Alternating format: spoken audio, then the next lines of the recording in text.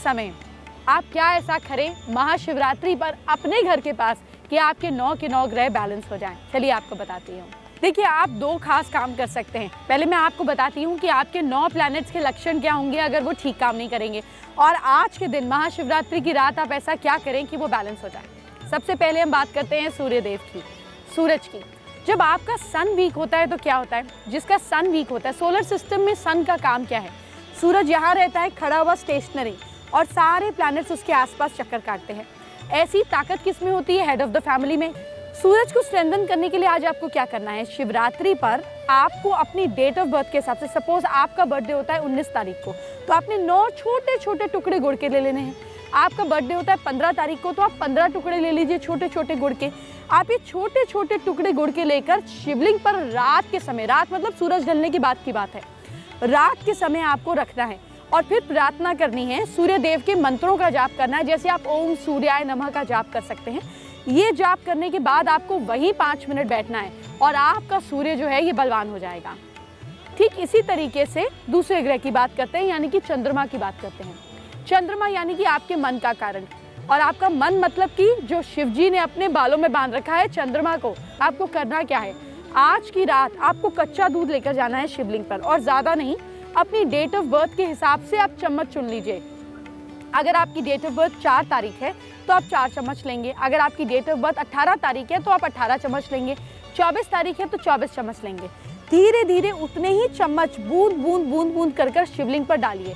हर एक बूंद पर ओम नमः शिवाय का जाप करें, और अगर आप कर सके तो शिवलिंग को हाथ से करते जाएं। अगर आपके मंदिर में ये अलाउड हो, अगर नहीं हो तो आप ऊपर से भी डाल सकते हैं, क्योंकि भीड़ बहुत होती है तो जिद नहीं करें किसी भी चीज़ को।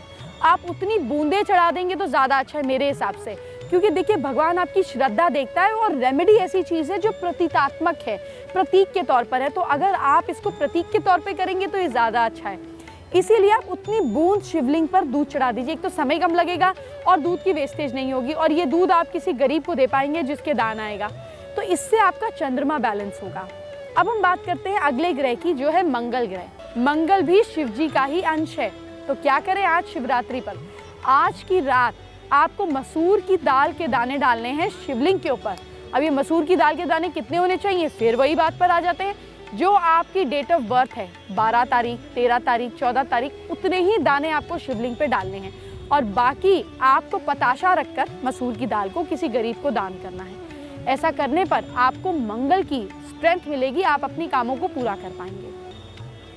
ठीक इसी तरीके से हम अगले ग्रह की बात करते हैं, जो कि है बुध ग्रह। बुध मतलब बुद्धि, बुध से निकला बुद्धि। अब आज शिवलिंग पर हम क्या करें कि आपका बुध मजबूत हो, शिवलिंग पर बेल पत्र चढ़ाने से।